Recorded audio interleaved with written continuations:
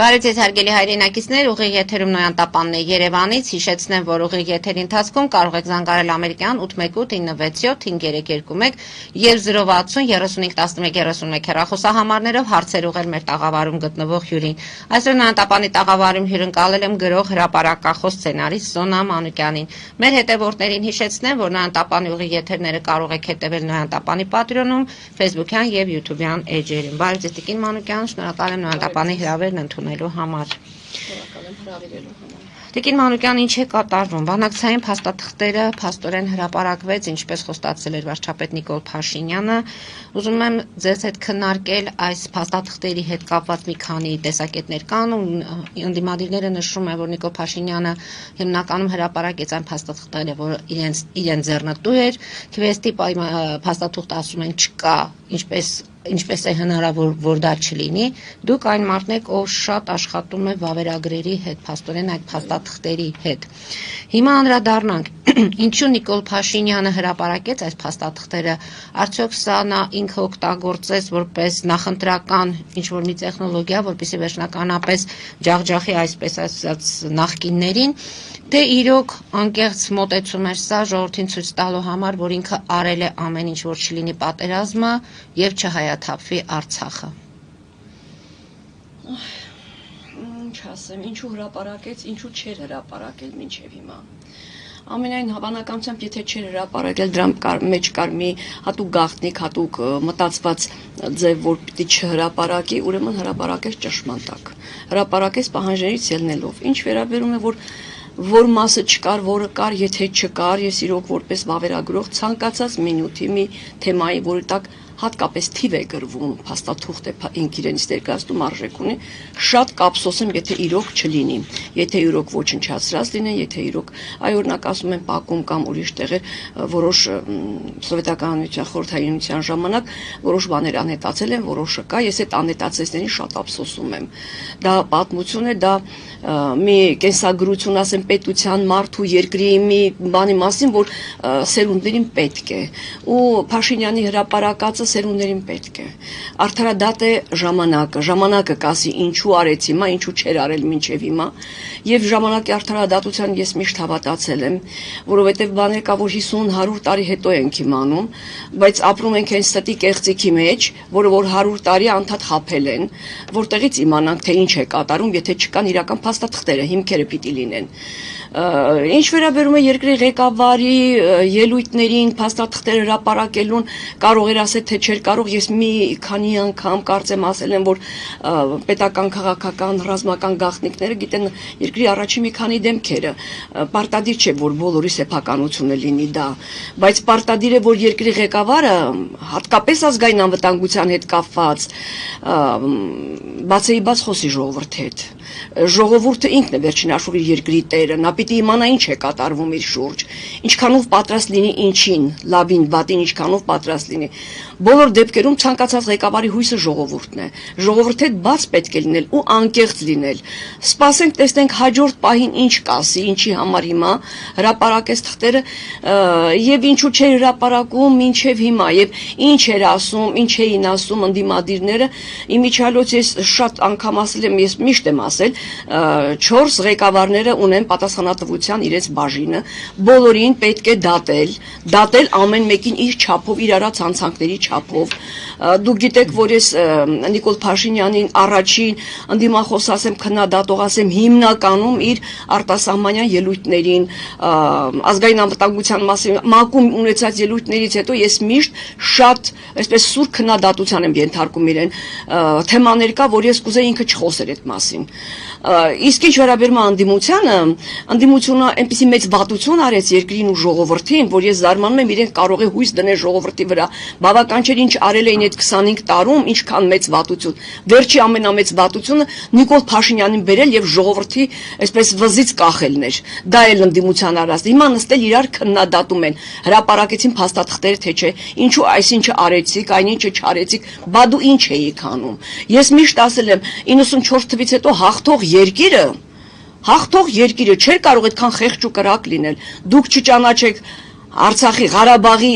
որևէ կարգավիճակ, հաղթող երկիրը ու հիմա բերեք ինչ որ մեկին դնեք, որ այսպես ասած ժողովրդական լեզվով կուժուկուլան ջարդեք նրա գլխին, ասեք, «Էս ինչ արեցիք», բա դու ինչ արեցիք։ Գոնե լռեք, գոնե դուրս եկեք քաղաքական դաշտից, մարդիկ ընտրություն անեն, որ ձեր բերած դրածոյին, դրածո ասեմ, չգիտեմ, իրավահաջորդ ասեմ, Նիկոլ Փաշինյանին ժողովուրդը չընտրի, կամ ընտրության գնալուց արդար լինի։ Գա երրորդ ուժ, նրանք այն կարգով մտել են քաղաքականության մեջ, ինչքան այդ տարիների ընթացքում վատություններին, հիմա կրկնակարում են, չեն ուզում դուրս գալ, քննադատում են, ի՞նչն եք քննադատում, մեկ բառով ներողություն չեք խնդրել, հաղթող երկիրը քամուն էր տալիս մեր աչքի առաջ, ես ասեմ 2 թվին, կարծեմ մի անգամ ասել եմ 2002 թվին, ամուսինս հասուտելու ժամանակ ջղայնացած ասեց մի հատ արտես ինչ են անում, մեր չծնված թորները պարտքերի տակ են, դա հաղթող երկիրն էր, հաղթող երկիրը Ալիևի նման է անում, ու մենք պատմություն գիտենք հաղթող երկրները, կապիտուլյացիա ենթարկվելու ժամանակ, ենթարկելու, չգիտեմ այդ երկրի ինչ պատմություն են բերում այդ երկրի գլխին, բան էիք, հաղթել էիք, ոչինչ չանելուց հետո բերել ամեն ինչ տալ մեկի ձեռքին, որ չգիտեմ, չեմ կարող էլի հաստատ ասել, որ գիտես ոչինչ չգիտեր, կամ կիսատ պրատ գիտեր, կամ խեղճու կրակեր, կամ բերեցիք տվեցիք, ինչի տվեցիք։ Բա շուտ հրաժարական, Լևոն Տեր-Պետրոսյանը հրաժարական տվեց գնաց, իհարկե շատ այդպիսի հրաժարականը, չգիտեմ, ընդունել չէ, նա իր բաժին մեղքերն ու հանցանքներն ունի, բոլորը 4-ն էլ, բայց դուք էլ խոսեիք, ասեիք ինչ արի, մի կես վերաներողություն խնդրեք ժողովրդից, ասում են պատերազմը Փաշինյանն արեց, բա դուք ինչ էիք անում։ Բա հաղթող երկրի մի մասը չմիացնի։ Բացի պատերազմը անելուց Լևոն Զուրաբյանը հայտարարում է, որ 2019 թվականի շատ շահավետ առաջարկ է եղել, Նիկոլ Փաշինյանը մերժել է այդ առաջարկը։ Ասեմ, որ չիմացությունից է, չգիտեր ինչ աներ, ասեմ, որ բերեցիք եւ Նիկոլ Փաշինյանի ժողովրդի այսպես վզից կախեցիք, ասեցիք թող հարցերից, բա չանեիք։ Բա որ գիտեիք 19 թվին այդպիսի առաջարկներ կա, ոտքի կանգնեք, ասեք ժողովուրդ, այսպիսի առաջարկ է եղել։ Ձեր ընտրյալին ասեք, որ այսպես մի խոսքով տեղյակ պահի ժողովրդին, դրա մասին է խոսքս, ինչը որ ասել Մարուկյանն էլ ասում է, մենք այդ պալանը ընդհանրապես չենք տեսել 2019 թվականի այժմ գաղտնիքների մի ամբողջ ժողովը հիմա ինչպես հանրությունը սկսի վերլուծել եւ հասկանալ ով է իրեն հետ անկեղծ ով ոչ հիմա տեսեք ի սկզբանե բոլորս ուզել ենք որ Նիկոլ Փաշինյանը հրաժարական տա շուտ գնա չէ հատկապես 21 թվին իմիջիալույս ես չեմ ուզել որ 21 թվին ընտրություն լինի բայց այսպես դեպքերի զարգացում էլի որպես վավերագրողի ասեմ եթե Նիկոլ Փաշինյանը շուտ հրաժարական տար գնար այսքան գաղտնիքներ չէին բացահայտվի Կարծում եմ շատերը ինձ հետ համամիտ կլինեն։ Եթե ինքը գնար, բոլորը ինչը որ արել էին նախապես ու գաղտնիք էր մնացել, չգիտեմ ինչքան պայմանագրեր, փաստաթղթեր ինչ կար, ոչ մեկի մասին ոչինչ չէինք իմանա։ Ոչ էլ իրանց հանցանքների այս աստիճանը կիմանայինք։ Լավ էր մորուգնած, չէ՞։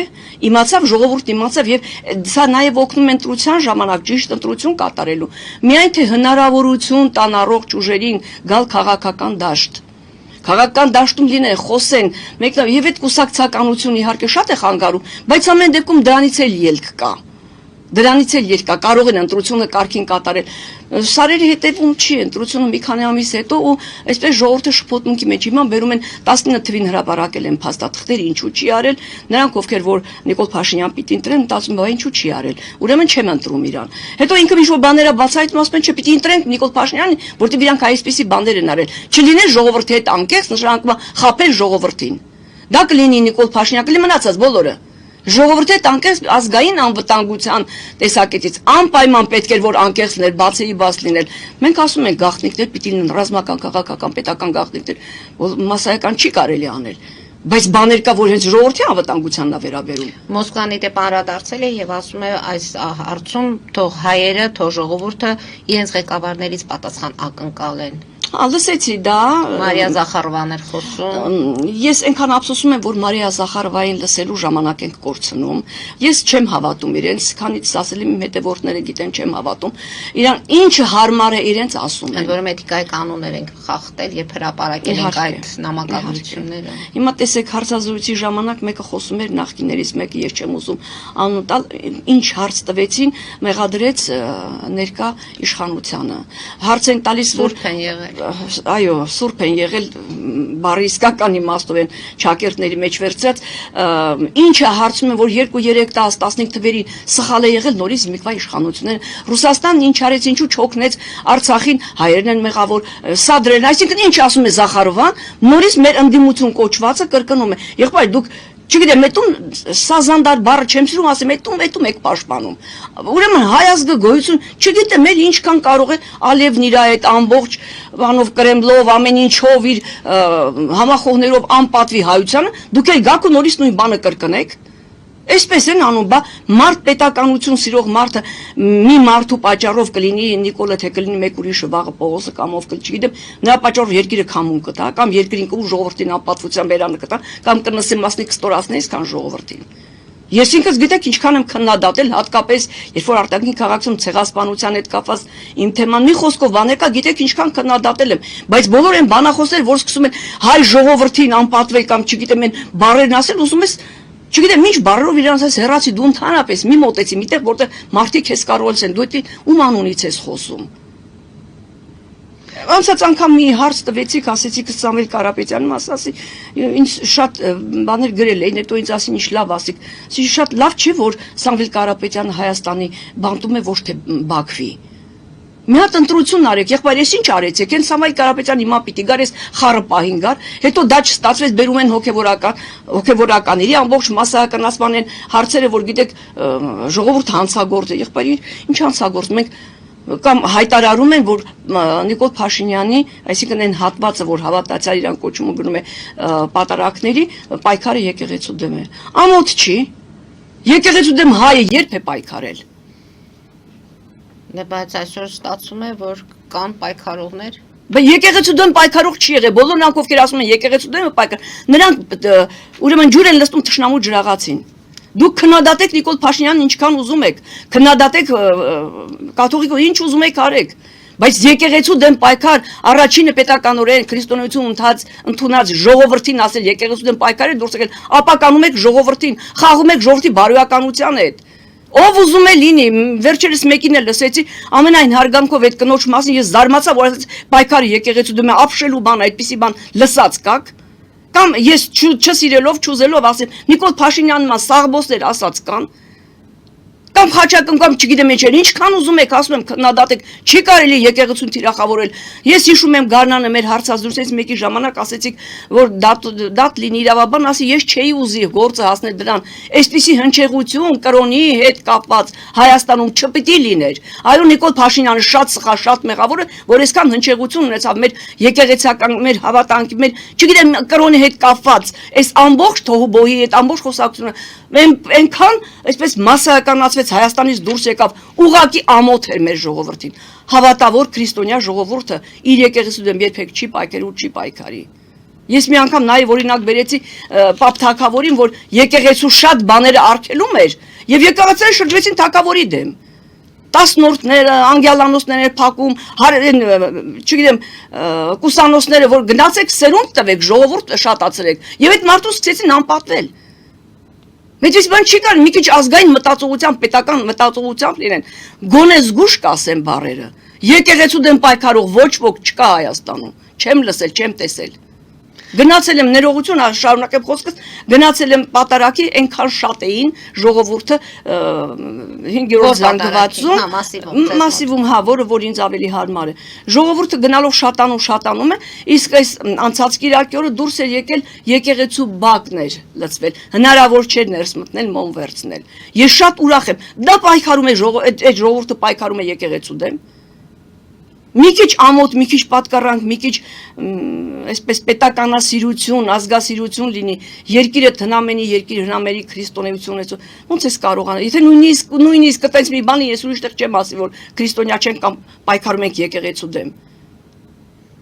Տիկին Մանուկյան, մի քիչ լուրջ պիտի մոտենալ։ Կարճատև գովազդային դադարի, որից հետո հասկանանք, թե այդ բանակցային փաստաթղթերի ամեն դեպքում իրավական քաղաքական կողմն ենք քննարկում, բայց նաև պետք է հաշվի առնենք, որ այդ փաստաթղթերը կերտողը հենց ժողովուրդն է, հերոսացված այն սերունդը 3 տասնամյակ ավել, որ Արցախի համար եւ զոհվել են, եւ կյանք են տվել, եւ աշխատել են, այնպես որ հասկանանք, թե բարոյական կողմը ինչպես պետք է պահենք, որ առանց այն էլ արդեն կարելի ասել ինչ որտեղ հուսալը կրթված մեր ժողովուրդը հիմնահատակ այդ հոգեբանական ապրումները չունենա, ինչը որ այդ փաստաթղթերից հետո եւ համացանցում ենք տեսնում այդ ամենը եւ քննարկումների, այնպես որ դա էլ մեծ խնդիր է, որի մասին արժե խոսել։ Հարգելի հայրենակիցներ, գովազդ մեր եթերում, որից հետո կվերադառնանք տաղավար եւ կշարունակենք մեր զրույցը։ Հետևեք խնդրեմ։ Ֆելիչե ժամանակակից ատամնաբուժական կլինիկա։ Այստեղ հարմարավետությունն ու խնամքն առաջնային են։ Այստեղ կիրառվում են ատամնաբուժական ամենաժամանակակից տեխնոլոգիաներ, ճշգրիտ ախտորոշում, արդյունավետ բուժում, նուրբ փորձառություն եւ անհատական մոտեցում։ Սկսած սովորական մանրուքներից մինչև առաջադեմ ընթացակարգեր, այստեղ դուք գտնվում եք բարձր որակավորում ունեցող եւ փորձառու ատամնաբուժական մասնագետների ձեռքերում։ Մեր բարեկամական եւ հյուրընկալ անձնակազմն այստեղ է յուրաքանչյուր այցը հաճելի դարձնելու համար։ Ֆելիչե, ձեր առողջ եւ ամենաերջանիկ շպիտը սկսվում է այստեղից։ Եկեք եւ բացահայտեք նորարարության փորձագիտության եւ կարեկցանքի կատարյալ համադրությունը։ Վաճառվում է գերմանական հնաոճ դաշնամուր 1892 թվականի արտադրության ֆոն Մուլբախ, գտնվում է գերազանց վիճակում, կինը 15000 ԱՄՆ դոլար, հեռախոսահամար 094 115 310։ Երևան շիփինգ, սենսացիա ստեղ, հա։ Այո, ճիշտ եք եկել։ Սանդրոցներ Երևան ուղարկելը $2.99 օթանավով։ Այո, Իսկ եթե դոլար ուղարկես, դոլար ստանան։ այո, Իսկ որ տանեն տուն հասցնեն, էլի մի տոկոս, հա։ 2%։ Երասը ծրի է, էլի։ Ժողովուրդ սենսացիա, ծրի է։ Նորթ Հոլիվուդ Գլենդել։ Ջաքփաթ հագուստի խանութը երկրորդ մասնաճյուղն է բացել Գլենդելի սրտում, որտեղ կարող եք ձեռք բերել եվրոպական եւ ամերիկյան ընտիր հագուստեղեն, կոշկեղեն, աքսեսուարներ, պայուսակներ ամենահարմար արժեքներով։ Նաև կարող եք ցանկացած ապրանք պատվիրել եւ ձեռք բերել կարճ ժամանակում։ Ջաքփաթի Գլենդելի հասցեն է 1135 North Pacific Avenue, հեռախոս 818 813 2252։ Ջաքփաթ հագուստի լավագույն կենտրոնը Գլենդելում։ 60-ից ավելի ճանաչված եվրոպական բրենդների ինքնատիպ, չկրկնվող եւ մատչելի ընտրանին Fortuna Home and Country House խանութ սրահում։ Նորավոճ սպասք եւ կահույք հորեկա բնագավառի համար, տեքստիլ տնտեսական ապրանքներ, ամեն ինչ գեղեցիկ կյանքի համար։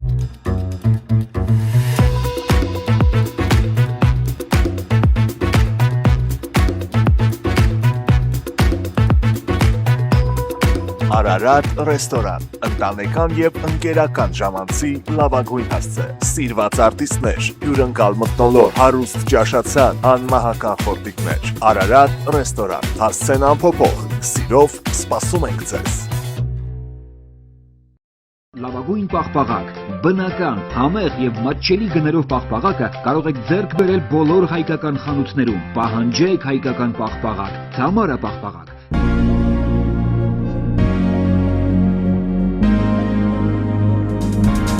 Տպագրեք ձեր գիրքը Նոյան տապան տպագրատանը, ինչպես նաև թերթեր, ամսագրեր, բուկլետներ եւ այլն։ Հասցեն քաղաք Երևան, Իսահակյան 28 առաջին հարկ։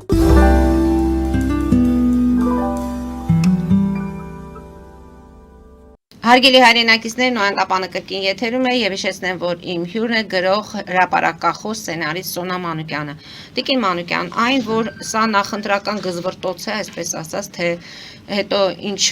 խոսում ենք իվեստի փաստաթուղթը չկա, ընդ որում դա էլ է զարմանալի, թե ինչպես կարող է փաստաթուղթը չլինել, նույնիսկ ինչ որտեղ հումորի են վերածել, սառնարանի ոտքի տակ, չգիտես, պատուհանի եւ այլն, սա էլ կարծես թե ինչ որտեղ անտրամաբանական է, չէ՞ որ պետք է հաշվի առնել այն մարդկանց հոգեվիճակ, ովքեր կերտել են այս պատմությունը։ Մենք հերոսներ ենք տվել, շքերթների ենք դուրս եկել այդ հերոսների մասնակցությամբ։ Ինչպես կարելի է կոտրել եւ անտեսել, գիծ քաշել ամբողջ մի պատմության վրա։ Չգիտեմ, քիչ առաջ ասեցի իմ համար այսպես մեծ վնաս է վավերագրերին ձեռք տալ, ժողովրդին չհասցնել, չասելը։ Եթե մի թեմա, մի բան ուսումնասիրում եմ, գրում եմ, ես առանց չափազանցության 3-4 գիրք եմ կարդում։ Այ Գորգին խանը գրելու ժամանակ 600 էջանոց Թագորի գիրքն եմ կարդացի, ընդամենը 1 բառ է ինձ պետք եկել։ Ընդամենը մեկ բառ, պատկերացեք, եթե թվեր փաստեր եմ գրում, պետք է միջազգային հարաբերությունների հետ կապված ինչքան պիտի փնտրես ու հանկարծ չգտնես այն ինչ որ քեզ պետք է, ոչ միտեղ չգտնես, այսինքն դա վերացրած լինեն։ Դա, չգիտեմ, մեծ կորուստ, ափսոս է։ Հետո պատմություն կերտողների համար ինչ ասեմ, քիչ առաջ հիշել էի Գեղամսարյանի բանաստեղծություններից մեկը, որ պարտավոր ենք, պարզապես պարտավոր ենք գնահատել ունեցածը ու դրա հիման վրա շարունակել սերմնացաները չդարձան տուն բանաստեղծությունը հիշել եմ այդ սերմնացաների առած աշխատանքը չգնահատելու ոտի տակ տալ դա սրբապղծություն է դա ամենա այսպես կարճ ճանապարհն է երկիրը կորցնելու չի կարելի սերմնացաներին մոռանալ չի կարելի նրանց այո ձեր ասած շքերթներին մասնակցած դրանց վերած են փառավոր ուղիներով անցած երկիրը հանկարծ մի միջ անձնային գզվրտոցի պատճառով կորցնել փչացնել եւ այն հերոսական ոգին որ ունեցել է այո այո ասեմ հերոսական ոգին մի պահ մի 5 րոպե պետք որ մեր մեջ արթնանա ես շատ վստահ եմ հայի ուժին որովհետեւ եթե կարդում ես պատմություն ինչերի միջից են դուրս եկել Փյունիկը իրոք դա իրոք Փյունիկի նման այնպես են դուրս եկել որ ապշում ես ասում ես բայց այդտեղ մարդ չէր կարող լինել ու հանկարծ եւ դուրս գալ եւ հաղթել ես Սասունի կոտորածների մասին եմ ուզում ասել 1800 այսպես 94-96 թվերին երբ որ Սասունի գյուղերը լցվեցին քրդական համիդեները բաներ թուրքական զորքեր ջարդեր արեցին մի քանի օրում Սասունում էլ ոչ ոք չմնաց բոլորը լեռներ էին հեռացել եւ մի շաբաթ հետո թուրքերը տեսնելով որ այդ տներից նորից ծուխ է բարձրանում թոն իրեն վառել ծուխ է մարդիկ կան վախեցան բառացի եմ ասում դա վավերագրությունից վերցած ասին հայերը շեյթաներ են սատանաներ են ոչ ոք չկար այդտեղ որտեղ ով նրանց կրակը վառեց ով նրանց ծուխը ծխացրեց որ բոլորը եւ փախել էին մի քանի գյուղերից փախել էին հետո եկավ կանոնավոր թուրքական բանակը որ կարողացան հայաթափել Սասունը այսինքն այդ ոգին կար երբ որ ոչ ոք չկար նրանց մոտ արդեն կռվող ուժը մի խոսքով կռիվների մեջ ինչքան ջլատվել էին բայց նորից իրենց պայքարը տեղ հասցրեցին նորից կարողացան ոտքի կանգնել այնպես որ մեր ոգին մեր մեջ է ես գիտեմ ժողովուրդը շատերն ասում են հիասթափված են ուղակի կոտրված են այս անհաջողություններից եւ ամենաշատը հիասթափեցնում է մեր խորհրդարանը մեր ընդդիմությունը ինչ փաստաթղթերի կորել ինչ չգիտեմ ինչ ես քիչ առաջ ասեցի ոչ մեկը իր ասացի համար իր արածի համար ներողություն չի խնդրում բոլորն իրար մեղադրում են եղբայր ինչ եք մեղադրում չէ որ երկուսն էլ մեղավոր եք ինչ բաներ նա նրա մասին դու ես ինչ ասեցի նա նրա մասին բավական ինչքան կարելի է ես մի վայրկյանում կցրեի այդ խորհրդարանը խայտարակություն է խորհրդարան չի իրենք են ջլատում ժողովրդի ուժերը իրենք են աշխատում ամեն ինչ անում որ ժողովրդին այսպես ոգին զրկեն որ կոտրեն այդպեսի բան չկա խորհրդարանում պետք է ես մի անգամ մի օրինակ բերել եմ հասարակ մի օրինակ որ շատ կարևոր է ու կարծում եմ հերոստատողներից այդ համամիտ կլինեն եթե մի ծանր հիվանդանոցում ունեն բժիշկը հետևում բուժում է անդադ նրա մոտ երկու բարեկամ են գնում մեկը անընդհատ գալիս ասում է տեսքդ լավ չի այսօր վատ ես քնե երևի դեղերը չեն ազդում դու չգիտեմ ծանր է վիճակը հետո հաջորդն է գալիս ասում է դու այսօր այնքան լավ ես զգում ես քո տեսքից հասկացա կերել ես չի լավ ես քնել չի բժիշկը այդ երկու հիվանդատեսներից ումը կարգել է հիվանդի մոտ գալ բնական է նրան որ պետք է ասի մի արի լսի քո գալ գնալուց հետո իմ հիվանդը վատանում է այն մարդը որ գալիս երկու լավ խոսք ասում այդ մարդը ոտքի է կանգնում շատ լավ ազգում իրան դե ինչքան կարելի է վատ բան ասել այս ամբողջ ժողովրդին հիվանդ ժողովուրդ եմ ասում այն իմաստով որտեղ մի ուրիշ կարգի այսպես տապալեցին էլի բոլորին պատերազմը իրենց վերաբերմունք իրանց չգիտեմ կողքից անդադ քննադատությունն ու վատ ասել ժողովրդի մասին ժողովրդի ասեին վատ բառեր ասելը ժողովրդին ինչ վիճակի հասցրեցին հեռացեք երիքավ չեք կարող լավ խոսքեր ասել մի եկեք մի երևացեք Ռոբերտ Քոչարյանն ասում է եթե ճիշտ աշխատենք ԿՊ-ն վերընտրվելու շանսեր չի ունենա ինքը ճիշտ աշխատել է 30 տարի պլանը չկա պետք է Նիկոլ Փաշինյանը հեռանա բա դու պիտի գաս եկել ես ինչ արեցիր տրամվայի գծերից բռնած սաղ կերակ ինչ արեցիր Էլ չգիտեմ ինչ ասեմ, էլի ամոթ է։ Մի կես բերան ներողություն, ինչա դուք ժողովրդից ներողություն չեք խնդրում ձեր արած հանցանքների համար։ Ինչի բերեցիք Նիկոլ Փաշինյանին։ Ինչի համար բերեցիք, ինչ արի, ինչ էիք ուզում անել։ Ինչն էիք ուզում ծածկել։ Բայց չծածկվեց, չէ։ Եվ մի կես բերան ժողովրդն ասել մեղավոր եմ, էլի ինչ բոլոր ով ինչքան որ հանցանքար է, այնքան ավելի բարձր է գոռում։ Ով ինչքան գիտի, որ մեղավորներին պաշտպանը կար ավելի բարձր ավելի վատ բառերով է գոռում, մտածելով որ ինքը հերոս է։ Լսում ես խորհրդարանում կանանց մարդը, չգիտես, իրար քննադատում են վատ խոսք է, ասես եղբայր դու նայում ես տեսքի տեսնում ես ինչքան վատ Կանոնագիր վերաբերմունք է։ կընդունեց քաղաքացիական պայմանագիրը։ Լավ է ուշ քան երբեք։ հայրենիքին Լավ է ուշ քան երբեք, պետք է ավելի շուտ ներ, պետք է դա վաղուց լիներ, բայց որ արել է էլի ոչինչ, գոնե ենթարկվեն։ Եվ ես ինքս կառաջարկեի այդ կանոնագրքից շեղվողներին եւ բոլոր նրանց ովքեր որ անպարկեշտ խոսք են հատկապես ժողովրդի հասցեին, նրանց պատասխանատվության Ընդ որում երեք ենթարկեն։ ճեպազդեցի ժամանակ լրագրողներից մեկը հարցրեց Նիկոլ Փաշինյանին, թե օրինակ քաղաքացու վրա թքած Ալեն Սիմոնյանը լինելու է ձեր ցուցակում հաշվի առնելով որ դուք արդեն կանոնագիր ունեք, մի քանիսի մասին էլ խոսեց, բայց Նիկոլ Փաշինյանն խուսափեց պատասխանել, քանի որ լրագրող այնտեղ մի ինֆորմացիա տվեց, տեղեկատվություն տվեց, որը ճշտված չէր, Նիկոլ Փաշինյանը դա վերցրեց,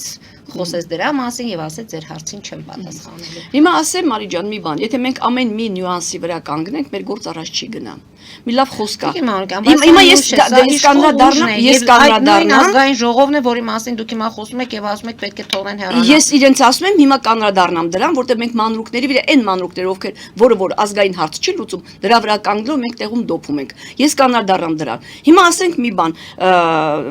Ալեն Սիմոնյանի վերաբերմունքը քննադատելի, ես քննադատել եմ, եթե հիշում եք, լավ եմ քննադատել, իհարկե դա գեղեր շատ ու պետք էր որ կարծեմ որ ներողություն խնդրես, չգիտեմ, կարծեմ որ ներողություն ա խնդրել, հիմա լավ չեմ հիշում, բայց հիմա հետ դառնանք նրան, ով արեց որ Ալեն Սիմոնյանը թքեց նրա վրա, ինչ արեցին, հենց այնպես արեց, այսինքն երկուսն էլ պիտի դատապարտել, մեղավոր եք, եկեք դատապարտվելու, եկեք պատասխան տալու երկուստ էլ, մեկն ասում են, մյուսը ասում են, ես ասի նա մի քիչ ամուր ներվերով մի բան ասում, մյուսը հակադարձում ասում, տես ինձ ինչ արեց, բա դու ինչ արեցիր, երկուսին էլ, ընդհանրապես Ալեն Սիմոնյանն էլ եւ նա ով որ հասցրել այդ աստիճանի։ Հիմա լրագրողը հարցնում է Անդրանիկ Քոչարյանին կամ մեկ ուրիշին հարց է տալիս, պետական, քաղաքական, զինվորական գաղտնիքների մասին հարց է տալիս։ Ես չգիտեմ իմ ներվերը չէր բավարար, ես այդ միկրոֆոնը կջարդեի լրագրողի գլխին, հասկանում եք ինչ եք հարցնում։ Ում համար պատասխանեմ։ Սպառնալիքի կոչեր եք անում տիկին Մանուկյան։ Չէ, ես սպառնալիքի կոչեր չեմ, ուզում ասել, մարդը մսից ու արյունից կազմված մարդը չի դիմանում։ Դուք ինչի մասին եք հարցնում։ Ուզում եք քաղաքական գաղտնիք բացահայտեն թշնամիների համար։ Թե պետական ինչն է, այդպիսի հարց են տալիս։ Դրանք էլ պիտի պատասխանատվության, պիտի էթիկայի կանոնները պահպանվեն։ Լրագրողն իմանա, որտեղ նախ ամեն մարդ չի կարող զինվորական լրագրող լինի, քաղաքական լրագրող, մշակույթի, չգիտեմ ինչեր այդ բոլորը որ չէ որ կարող են անել դա։ Իմացեք ձեր տեղը, հարցերի տեղն իմացեք, եւ Ալեն Սիմոնյանը եւ այդ իրեն այդ վիճակին հասնող պիտի պատասխան տան դրա համար։ Ես այդպես եմ գտնում, նույնը խորհրդարանում։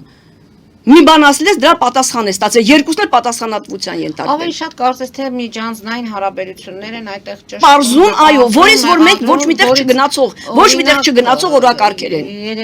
Երեկվա, ասենք, 3 թե առաջի օրանը Ռուբեն Ռուբենյանը այնտեղ Աննա Գրիգորյանի հետ են պարզում, որ որտեղից եկա մտախորհրդարան եւ այլն։ Տիկին Մանուկյան, եթե այս նույն ուժերը նորից վերադասավորվեն եւ տեղափոխվեն նորից ազգային ժողով, լավ, մենք զանգ ունենք, լսենք մեր հեռուստադիտողին, որից հետո ես իմ հարցը կշարունակեմ։ Լսում ենք ձեզ, դուք եթերում եք։ Լսում ենք։ Բարև ձեզ։ Մենք հբարության կապրեինք, ազատ Արցախի հետ կապրեինք եւ որ հզոր հաղթող փանագուն էինք։ Եվ Քոչարյանի ատեն հաղթող փանագուն էինք, բայց ցույցի վերություններն եկան, միակ մարդիկ որ Քոչարյանի թեմ կկանքադեին թուրքերն են։ Ալիևին Քոչարյանը, Ալիևը Քոչարյանի կով գվախնա Քոչարյանին, բայց այսօր Նիկոլը փան Ալիևին շունը կացած է, բախկոտ կովը։ Լավ, ես ստիպված եմ անջատել, ձեզ խնդրել ենք մեր եթերերից նման արտահայտություններ չանել, ես հասկացա, խոսքում մեր երկրի վարչապետի մասին է, բայց միտքը հասկանալի է։ Միտքը հասկանալի է, հիմա Քոչարյանի մասին ես հաճախ բորբոքված խոսել եմ, եկած օրից չեմ ուզել, ինքը հաղթող ղեկավար չի եղել, հաղթող ղեկավարը Ալիևն է, որ հիմա գիտի ինչ է անում, եթե ինքը հաղթող լիներ, կարգավիճակը ճանաչեր Արցախի, երկար տարիների ժամանակ ուներ, կարող էր կարգավիճակը ճանաչել, կարող էր բանակցությունների գնալ, ուրեմն եթե ես ասում եմ 4-ն էլ պիտի դատապարտեն, ես իմ խոսքից երբեք հետ չեմ կանգնել ու հիմա էլ հետ չեմ կանգնում, ինչ արեց Նիկոլ Փաշինյան, ինչ արել էին տվեցին իրան, որ աներ, ես քիչ առաջ դա էի ասում, ինչի բերեցիք,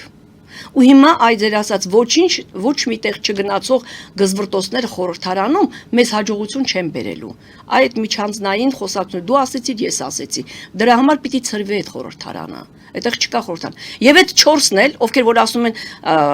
չգիտեմ, հաղթանակ եղել, պատերազմ չի եղել, այդ պատերազմ նախապատրաստվել է։ 2-3-5 թվերին, երբ որ զինում էին Ադրբեջանը 5 միլիարդի զենք էր առնում, չէր առնում տաներ, չգիտեմ, Հնդկաստանում կռիվ անելու։ Մեր համար էր առնում, բադուկին չէիք անում։ Ընդ որում այդ բալանսի խախտման մասին Սերժ Սարգսյանի նամակը Վլադիմիր Պուտինին։ Ահա, այո, եղել է Սերժ Սարգսյան, բողոքը եղել է, մենք գիտենք։ Այդ ժամանակ բադուկին չէիք, դուք որ պաշտպանում եք այդ նախկիներին, ես ոչ մեկին չեմ պաշտպանում, գիտեք, որ պաշտպանում եք, չեք ասում, բա զենք էին ուղարկում մեր թշնամիներին, ում վրա են, տեսակ որ մեր վրա են գալու կռվելու։ Բա ասեք, դա էլ ասեք։ Կես վերաներողություն խնդրելը 1000 ձևի բան կարող էր օգնել, փոխել դա։ Մարդը կանգնի իր սխալը խոստովանի, անառակ որդու վերադարձը ունենք բանում, ավետարանում։ Մեկը չկա, ասի, եղբայր սխալվել եմ։ 1000 անգամ ես կարող եմ թողնես թորազնս ինչ որ բանամ ասեմ ներողություն կներես, բալես, չգիտեմ, այսպես այնպես։ Այդքան բարդ բանա ներողություն կներ, այդքան մեծ հանցանքների համար։ Կես բերան խոսել, ոչ թե իրար քննադատել, ասում եմ, իրար արժեք, դու էլ ես ճիշտ, դու էլ։ Երկուստ էլ արժեք իրար, որ լավ անպատմեք։ Չեք ուզում, որ Նիկոլ Փաշինյանն ընտրվի, դուրս եկեք քաղաքական դաշտից։ Տեսեք ոնց չի ընտրվի։ Չէ, ընդհակառակը ասում եմ, պետք է վերադառնանք եւ ինքն ինչի ասում։ Վերադառնան ինչ մնացել է, դա է։ Քայլեն, պետք է իմ հետևից կարողանամ տանել, չէ՞, ճիշտ գրից։ Արջևից քայլել ես, եղբայր, ասեցի այն գետին սկսած ասֆալտից, ռելսերից, տրամվայի գծերից սկսած քայլել ես, էլ ինչ ես ուզում։ Բան չի մնացել, էլ ինչ ես ուզում։ Տիկին Մանուկյան, մենք զանգ ունենք, լսենք մեր հեռուստադիտողին։ Լսում ենք ձեզ, բարև ձեզ։ Տիկին Մանուկյան, դուք կարդացել եք Փաշինյանի երկրի հակառակ կողմը։ Չեք գտնում, որ դա ՔՊ խմբակցության աստվածաշունչն է։ Կներեք։ Շնորհակալ ենք զանգի համար եւ հարցի։ Այո, շնորհակալություն, բայց շատ տգեղ համեմատություն էր, ափսոսում եմ, Աստվածաշնչի հետ ոչ մի գիրք չի համեմատվի։ Ես իմ գործեր արել եմ, մեկը 25 տարի եմ գրել են, մեկը 7-8 տարի, երբևէ չեմ փորձել որևէ բան ու հիմա գրում եմ, երբևէ չեմ փորձել որևէ գիրք համեմատել Աստվածաշնչի ու ավետարանի հետ, համեմատության համար եմ ասում։ Հիմա եթե չեք սիրում ՔՊ-ին, չեք սիրում Նիկոլ Փաշինյանին, դա ձեր կամքն է, այնպես չի որ ես գժվում եմ իրանց համար, հարցը դա չի։ Ամեն դեպքում համեմատությունները անելուց ես գիտեմ, որ գրքի մասին շատ վատ կարծիքներ կան, չեմ կարդացել, անկեղծ ասած ոչ էլ Քոչարյանի գիրքն եմ կարդացել, բայց դրանց մասին երկուսի մասին կարծիքները լսել եմ, երկուսն էլ վատ են կարծիքներ ասեմ։ Մի խոսքով գիրք գրելու փոխարեն իրենք ավելի շատ կարևոր գործեր ունեն, չէ՞, երևի թե։ Իհարկե, ես հիմա չեմ կարող կարդալ, որ շատ սիրում եմ սիրած բանը պոեզիա, բան մի խոսքով չեմ կարող, որովհետև գրում եմ, քանի որ այդ մասին խոսեցի գրելու համար, ասի վերջերս գիտեք մի գիրք հրատարակվեց, ես դրա մասին շատ բան չեմ ասել անցած անգամ, բայց կարող եմ ասել, հենց պետությանը կպնելու, հենց Փաշինյանին, հենց կրթության գիտության նախարարությանն ասելու բան ունեմ ու կարող եմ հիմա ասել, գրքերը չեմ կարող հրատարակել, որտեղ գումար չունեմ, որովհետև ինձ պետությունը չի աջակցում, ես ազգային հարցերի մասին եմ մտածում, եթե ես ցեղասպանության թեմայով եմ գրում նախորդ հեռուստադիտողիս խնդրում եմ ուշադիր լինի ու լսի, երբ որ գրում էի, երբ լռում եմ արկություն ու սցենար էի գրում ֆիլմի համար, այ խորհրդարանում լծված շատերը անունները քանի անգամ առիթ եղել, չեմ ասել, երբ որ գնացի ասեցի, ուրեմն ցեղասպանության մասին այսպիսի սցենար կա, ինձ ասեն տիկին կարծում եք գրքով կամ կինոյով հայկական հարց եք լուծելու եւ չարեցին։ Ես մի թղթապանակ լիքը այդպես չկա, ղեկավարներ, չգիտեմ, պաշտոնով մարդիկ, ովքեր այդքան նամակներ ստացել են, ոչ ոք մատը չշարժեց, ոչինչ չարեց, որ գոնե մի հատ ֆիլմ ունենանք, երբ որ Ալիևը միլիոններ ու միլիարդներ է ծախսում պատմությունը կեղծելու, խաբելու, չգիտեմ ինչեր, ստելու համար։ Հիմա նորից ես մի բան եմ գրում, որ չգիտեմ ոնց պիտի հրատարակեմ, աշխատում եմ հնարավորինս քիչ լինի, որովհետև գումար չունեմ հրատարակելու։ Ոչ ունեցել եմ այն ժամանակ, ոչ հիմա, ոչ նրանք են օգնել, ոչ սրանք։ Անկեղծ եթե ասեմ, ստեղ այդքան շատ չեմ էլ դիմել, որտեվ հույս չունեմ թե կօգնեն, որովհետև անցած ճանապարհը ինձ սովորեցեց, որ չեն օգնի, կարող եք գտել մեկին, արեք։ Ես հիմա շատ ներողություն, բոլորիս ներողություն եմ խնդրում ասելու մի բան, արդեն 1 ամիս իմ դաշնամուրը դրել եմ վաճառքի, որպեսզի կարողանամ գրքեր հրատարակել։ Դուք տեսնում եք այդ գովազդը, այո, գերմանական դաշնամուր, դուք դա տեսնում եք։ Դրել եմ վաճառքի, որ կարողանամ գիրք հրատարակել, որ այդ գիրքը պետք է, որ կարողանամ պիեսները բեմադրել տալ, երբ որ տանում եմ պիեսը տալու, որ լուսահոգի Վահե Շահվերդյանը հավանել ասում է այսպիսի գործեր շատ ունեք, բերեք բեմադրենք, մարդը գնաց չկար մի խոսքով մահացավ ափսոս, չկարողացավ ոչինչ անել, բայց հիմա ոչ ոք չի անում, որտեվ գումար են ուզում։ Իսկ այդ գումար ուզողները, նրանք ովքեր, նրանք իրենք էլ չունեն գումար, բայց որ տանում ես, ես գործ եմ տարել, երկու հատ մանկական գործ տոնածառի հանդեսի ամանորյա հեքիաթներ, մի չտեսնված ազգային բան, մի քանի տեղ ռեժիսորներ, նաև այդ նույն Վահե Շահվերդյանը ասա չտեսնված գործ է, երեխաներն այսպես կրթելու դաստիարակելու են։ Պատյան անցյալտեսի թատրոնում հետ տվեցին, ասեցի կարդացել եք, ասեցին ոչ։ Ես ինչ լեզվով խոսեմ, հիմա նրանք նախկիների հետ կապ չունեն, ներկաների հետ կապ ունեն։ Ինչ լեզվով խոսեմ իրենց հետ։ Ասում եմ, մի հատ կարդացեք ինչի մասն է։ Այդ որ մեկներ ստեղ խելոք եք քանստած, որ Վահե Շահվերդյանից խելոք էիք, որ ավելի լավ գիտեիք ինչն էր պետք, ինչը պետք չէր։ Այդպիսի ժամանակներում ենք ապրում։ Իսկ այդպիսի ժամանակներ սկսվեցին 94 թվականից հետո։ Բոլորը ժամանակից աշխատեցին ժողովրդի վրա։ Հիմա այդ գզվրտոցները իրար անպատվելը, չգիտեմ, քննադատելը, էլի քննադատեք։ Ես էլ եմ ասում, դուք գիտեք քննադատում եմ, բայց պարկեշտության չափ ու ձևի սահմաններում էլի քննադատեք։ Եկեղեցու հանդեպ ինչ է կատարվում։ Դե ասում եք եկեղեցին չէ, ամեն դեպքում մենք հոգևորականներ ունենք անազատության մեջ, մի հոգևորականի էլ 3 արդեն այլ մեղադրանք։ Ես չեմ ուզում վերլուծել դա, ես միշտ ասել եմ, եթե ձերբակալվել են կամ անազատության մեջ են, պետք է իրավաբանները դրանով զբաղվեն, դա իմ գործը չի, շատ ափսոսում եմ, որ այդպիսի հնչեղություն ունեցավ, հենց սկզբից ասեցի, գոնե հոգևոր դաշտում այդպիսի գզվրտոցներ չլինեին, ափսոսում եմ, որ դա էր, բայց դա պետության թերությունն է, այո, ի սկզբանե ժողովուրդը ես ու բոլորը կոկորդները պատրվելով գոռում ենք Արեք լուստրացիա, բոլոր բնակավարներում, որ չհասնի դատու դատաստաների, լուստրացիա արեք, թե ընտրություններից առաջ, թե ընտրություններից հետո, եթե մեկը սպրտել անցել ամեջ, ներսա գնացել, արեք բոլորին ժողովուրդը պետք է անգիր իմանա, պիտի լինեն թափանցիկ, մարդիկ իրենց կեսագրությամբ, իրենց ուղն ու ծուծով, անցած ճանապարհով պիտի թափանցիկ լինեն, որպեսզի դատու դատարանների առաջ չընկնեն, ունենան կենսագրություն, որը կարող է մարդը պարտանալ։ Իսկ դեկտեմբերի 10-ին ինչ եք ակնկալում, ինչ է լինելու։ Շատ ակնկալիքներ չունեմ, ես գիտեք եկեղեցու պատմություն գրած ուսումնասիրած մարդ եմ, ակնկալիքներս շատ չեն, նորից նույն գզվրտոցը կշարունակվի, որովհետև եթե երկու կողմի բաժանվել են, իսկ մեր թշնամիներին դա է պետք, իսկ նրանք շատ լավ են աշխատում ժողովրդի Արդեն հոգևորականներ կան, որ ակնհայտ փաստացի Նիկոլ Փաշինյանի կողքին են։ Այո, ինչ տարբերություններ են, Նրանք էլ կան մարդիկ, որ վերհապարի կողքին են, թե ստորագրություններով, այսինքն հանրությունը տեսնում է նույնիսկ կանոնազգաններով, թե դրանք ովքեր են։ Այո, դրանք էլ ժողովուրդ են, մարդիկ են, որ կարող են իրենց տեսակետներն ունենալ։ Իրենց կողմից են, թե չէ, ես միևնույն ապավինում եմ իրավաբանությանը, իրավաբանը խորհուրդների։ Տիկին Մանուկյան, մենք շատ զանգեր ունենք, փորձենք այս ժամանակահատվածը տրամադրել մեր հեռուստադիտողին։ Լսում ենք ձեզ, դուք եթերում եք։ Լսում ենք ձեզ։ Այս մի զանգը մենք չկարողացանք, չստացվեց, գուցե ինչ-որ իրենց մոտ տեխնիկական խնդիր լինի։ Հիմա նորից զանգ տեսնում եմ ես։ Լսում ենք ձեզ, դուք եթերում եք։ Բարև ձեզ։ Տիկին Մանուկյանին եւ ձեր ուրեմն հիշեցնել, որ եկեղեցու դեմ հալածանքները, որ սկսել է նրանից հետո, երբ կաթողիկոսը Շվեյցարիայում հանդես եկավ, որ պետք է արցախցիները վերադառնան, արցախցիների իրավունք ունենան, իրենց պատմական հողերին պետք է վերադառնան։ Եվ դրանից հետո Փաշազադեն ելույթ ունեցավ, որ եկեղեցին Հայաստանի կորստից հետո եկեղեցին ամենավատ գործն է անելու։ Այսինքն փաստորեն վարչապետը արձագանքեց Փաշազադեին և սկսեց հալածանքները եկեղեցու նկատմամբ և հատկապես կաթողիկոսի նկատմամբ։ Եվ եթե նա այդ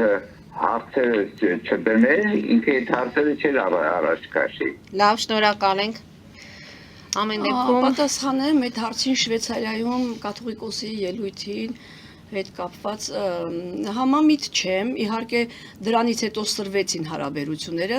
բայց դրանից առաջ այնպես չէ, որ հալած յուղի նման էր, եւ հետո եթե անդրադառնում ենք, էլի անդրադառնամ եկեղեցուն ամբողջ պատմությամբ 100 տարվա կտրվածքով, Սարդարապատում 7 օր անընդհատ հնչում էին զանգերը Սարդարապատի կռվի ժամանակ, իսկ երբ որ Ղարաբաղը հայաթափվում էր, որտեղ էր մեր կաթողիկոսը։ Երբ որ Եհովայի վկայում ընդհանրապես աղանդավորները շատանում էին, որտեղ էր մեր կաթողիկոսն ու իրեն հոգևոր դասը։ Երբ որ սկսում է երկպարակությունը, երբ որ մենք կրոնում ենք, ասում ենք կրոնը ինչու քրիստոնեություն ընդվեց, որ մի կրոնի շուրջ հավաքվեն, որպեսզի ուժեղ լինեն, որպեսզի երկպարակություն չհապանայի, քանի աղանդեր են բաժանվել, որտեղ է եկեղեցին։ Հետո երբ որ մոմը վառություն կա 20 դրամ էր, դարձեցին 40, հիմա դարձրեցին 60, 100, 100, այո, հիմա տարբեր չափերը, տարբեր, որտեղ է եկեղեցին։ Իրենց գործառույթն արել են։ Ես ընդհանրապես չպաշտպանելով Նիկոլ Փաշինյանն ասում եմ, ի սկզբան Նիկոլ Փաշինյանը դեռ չկար քաղաքական ասպարեզում ընդդիմություններին չէր, հենց սկզբից ես մի անգամ ասել եմ ալելույա ստեղծագործություն գրել եմ, հենց այդ աղանդավորների շատանալու ժամանակ, երբ որ կաթողիկոսեր արդեն մեր հիմա գործող կաթողիկոսը ու շատացել էին աղանդավորները, բա որտեղ են, բա գործառույթ են անում, հիմա շատացել են, հիմա միկրոֆոներով բանով փողոցներում հայտարարում են խոսքի ու չգիտեմ ինչեր բա դուք որտեղ եք։ Դուք ձեր գործառույթներն արեք։ Այ եթե ինքը շվեյցարիայում ելույթ են որտեղ Ղարաբաղցիները հետ դառնան, ես առաջի ասողներից եմ ու գիտեմ որ պիտի հետ գնան։ Հարցը դա չի։ Այն ժամանակ ինքը ասեր ժողովուրդ ոտքի կանգնեք, այ պատերազմի օրերին աներ, որտեղ էր։ Մեկ զանգել ընդունենք Տիկին Մանուկյան։ Լսում ենք ձեզ, դուք եթերում եք։ Ընդ որում կարծես թե պարոն Բաբայանն է մեզ հետ կապի մեջ դուրս եկել։ Այո, պարոն Բաբայան, լսում ենք։ Ես հարգարժան Սոնա Մանուկյանին եմ ուզում դիմեմ, մի քանի օր առաջ, մի շաբաթ առաջ ինձ հեռաձայնեցին գրքեր պետք է փոխանցել, ասացին գրքեր կա որ փոխանցենք ձեզ, ես հիմա հայտարարում եմ, ասում եմ, այդ գրքերը դուք ուղարկեք Ամերիկա, մեծ սիրով ես կտեղադրեմ ջակփաթ խանութում եւ կօգնեմ ձեզ վաճառենք այդ գրքերը, մեծ սիրով դա կկատարեմ, այնպես որ պարոն Հարությունյանն էլ է ինձ ասել, տեղյակ է պահել, պատրաստ ենք ձեզ օգնելու հարգարժան Տիկին Մանուկյան։ Շնորհակալ ենք պարոն Բաբայան, արդեն մի քանի հատն էլ է տեղ ասել, դա էլ շուտով կբերեն, այնպես որ բերելու խնդիրն անդամեն տեղափոխության խնդիրն է կբերեն։ Շնորհակալ եմ շատ։ Տիկին Մանուկյան, եթե փորձենք ամփոփել այս ամեն ինչը մեր ժամանակը 6 րոպե ժամանակ է մնացել, ամեն դեպքում ուզում եմ այս դեպքերի մասին էլ ձեզ հետ խոսել։ Դեկտեմբերի 3, դեկտեմբերի 4 շոկային իրավիճակ մամուլում, երեկվա դրությամբ կինը դանակահարեց ամուսնուն եւ փախուստի մեջ էր, նրան փորձում են գտնել Բրյուսովի անվան լեզվաբանական ինստիտուտում, աղջիկ ուսանողուհիներ եւ հիշենք, որ ապրիլին էլ տնտեսագիտական համալսարանում եղավ աղջիկների մասնակցությամբ նորից այդ վեճը կռիվը, զորականի դեպքը, որը շատ ցնցեց, համացանցում տարածվեցին տեսանյութը, թե մի քանի տղաներով մեկին ինչպես էին ստորացնում։ Այո, նոյեմբերյանում։ Նիկոլ Փաշինյանը հայտարարեց, որ դրանք քրեական մշակույթի տարրերն են, որը պետք է արմատախիլ անել։ Արդյոք այսքան ժամանակահատվածում հնարավոր չէ եղավ դրա դեմ պայքարել այնպես, որ չունենանք նման տեսարաններ, նման իրավիճակներ։ Այսինքն, եթե խոսում ենք Աբովյանի ցավոք վերջին դեպքը դառնամ հիմա, այո։ Այս ամենը ինչի հետ է կապված։ Հիմա ես ասեմ մի բան, սկզբում եւ վերջում ասում եմ մեղավորը ժողովուրդն է։ Ով ուզում է լինի երկրի ղեկավարը, կանգառում կանգնած մարդիկ հայեր էին ու մարդիկ էին, որտեղ այդ դեպքը կատարվում էր։ Մարդիկ տեսնում էին այդ անտարբերությունը, որտեղից եկավ, գուցե վախը։ Ինչից էին վախենում։ Ես չգիտեմ, ես ամենայն կրակոտ եմ վտանգավոր տեղերը կմտնեմ, երբ որ տղային դանակահարում են։ Երբ որ մարդը կանգնածա ոչ ոք չի, բոլոր այդ անտարբեր կանգնածներին պիտի դատեն։ Պիտի պատասխանատվու դուք մարդ չեք, մարդը մեռնում, տեսեք առաջնագծում, երբ պատերազմի ժամանակ մեկը վիրավորվում է 10 հոգի գնում են փրկելու, բա դուք խաղաղ ժամանակ կանգնած փողոցում մարդ են սպանում, ոչ մեկը չեք կարող տեղից շարժվել։ Ինչքան կարող է մարդը անմարդկային լինել, իր ներկայությամբ մարդուն ծեծում են, հասցնում են մահվան եւ ոչ ոք չի տեղադրվում։ Դա ամենամեծ հանցանքն է, անտարբերությունը։ Նույնը կարող եմ նոյեմբերյան դեպքերի համար, երբ որ երեխաները մեկին մի քանի հոգի մեկին ծեծում են։ Դա գալիս է ընտանիքից։ Ընդ որում վարչական մարմիններ են ծնողները եւ Մարինա Պողոսյանը որքանով տեղյակ եմ ստորագրավ հավաք է կազմակերպել, որպեսզի նրանց աշխատանքից հեռացնեն։ Շատ լավ կանեն, մեկը դպրոցի տնօրեն, մյուսը ցանկացած հանցանք պետք է պատժվի։ Ցանկացած հանցանք։ Ես անտարբեր մի փոքրիկ ստեղծագործություն եմ անտարբերության մասին է, կեսեջից պակաս էլի շատ լավն է։ Ափսոսում եմ, որ դա դեռ հրատարակված չի, մի խոսքով այդ անտարբերությունը իմ համար ամենամեծ հանցանքներից մեկն է։ Ամենամեծ ու մարդկանց ներկայությամբ այդ անելը դատապարտելի է։ Դատապարտի մինչև երկրի ղեկավարը կգար, մինչև ոստիկանը կանգնած էիք, չէ՞ այդտեղ։ Ինչ նշանակում վախենում էի։ 10 հոգով մոտենայք, մի խոսքով ինչև է, բայց ինչ վերաբերում է քրեական այդ ենթամշակույթին, բոլոր ժամանակներում եղել են, նոր չի դա, հիմա մի քիչ այդ խոսքի ազատությունը շատ սխալ ընկալողները կարծում են ինչ ուզեն կարող են անել, խստագույնս պիտի պատժվի, ես կողմ եմ պատիժներին, որպեսզի չավելանա, չշատանա բոլորս երեխաներ թողնի։ Հատկապես նախընտրական շրջանում երևի թե ավելի շատ լարված կլինի, լարված կլինի, մենք գիտենք, բոլոր նրանք ովքեր որ ուզում են իրար խանգարել, բոլոր նրանք ովքեր որ մտածում են արևելք թե արևմուտք պետք է գնանք, ով անցնի, ով չանցնի, հայրենասեր իրենց կոչողները, այդ հայրենասերները որ կանգնած էին կանգառում եւ մարդ էին սպանում, դրանք ամենամեծ հայրենասեր ու մունատ եկողներն են, որ ոչինչ չեն ուզում անել։ Պիտի ուղղակի իլյուստրացիա լիներ Նիկոլ Փաշինյանի ամենամեծ սխալը, ես կասի հանցանքի աստիճանի սխալը լուստրացիա չանելն է։ Ես ի սկզբանե քանի տարի ասում եմ, արեք իմանանք ովքեր կան քաղաքական դաշտում։ Մեկը սրբի պատկերով գալիս կանգնում ասում են, ինչը լավ է խոսում, դա գնանք դեստրան ընտրենք բան։ Պարզվում ամենամեծ հանցագործն է։ Պետք էր որ մարդուն ուղն ու ծուծով ճանաչեինք, իմանայինք ով էր, ում են ընտրում, ժողովուրդը իմանար, տեղյակ, դրա համար եմ ասում ժողովուրդը տեղյակ պահի։ Ժողովուրդը ուզենա կհանի Նիկոլ Փաշինյան, ուզենա չի անի կամ մեկ ուրիշին կբերի, բայց չխանգարեն ժողովրդին։ Այսպիսի տարալուծում չլինի, այսպիսի բևեռացում չլինի, այսպես տարբեր բևեռների չբաժանեն։ Հետո այս երկրում ով ասեց, որ այդքան իրավունք ունեն կուսակցություններ լինելու։ 4-5-10 կուսակցություն թող լինի, էլ մասնատել քայքայելը ո՞նց է լինում։ Այդպես իրար մեջ բաժանել է լինում։ Չգիտեմ, ես վստահ եմ, որ լավ է լինելու մեր համար։ Շնորհակալություն եմ հայտնում այսօրվա հաղորդման համար։ Շնորհակալ։ Հետևենք զարգացումներին եւ դուք ասելիք եք ունենում, դուք մեր տաղավարում եք լինում, այնպես որ մեր հեռուստադիտողները նորից առիթ կունենան ձեզ հետ շփվելու։ Այսօր այսքանով ավարտում ենք հարգելի հայրենակիցներ, մեր հաղորդումը, հետևեք զարգացումներին, մնացեք խաղաղությամբ։